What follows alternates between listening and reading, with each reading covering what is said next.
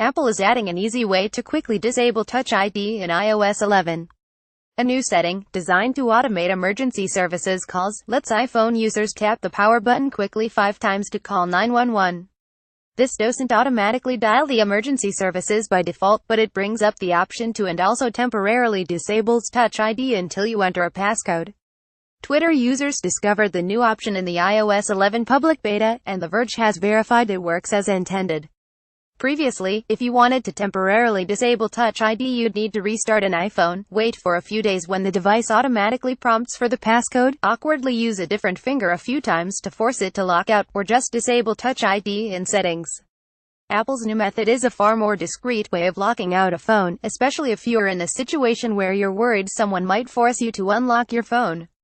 Quickly disabling Touch ID will be useful in certain situations. Unlocking phones with a fingerprint sensor is a hot topic for law enforcement requests, and police in Michigan even 3D printed a murder victim's fingerprint to gain access to a device. With fears over access to devices at border control points around the world, this quick trick will at least prevent Touch ID from being used until a passcode is entered. The new iOS 11 feature is even more relevant when you consider that Apple is expected to introduce face unlocking with the next iPhone. The ability to quickly disable Touch ID or face unlock features with iOS 11 could be even more useful in a scenario where you might not need to be physically forced to unlock a phone. iOS 11 is likely to roll out to existing devices next month, and the public beta is available right now for those brave enough to test it.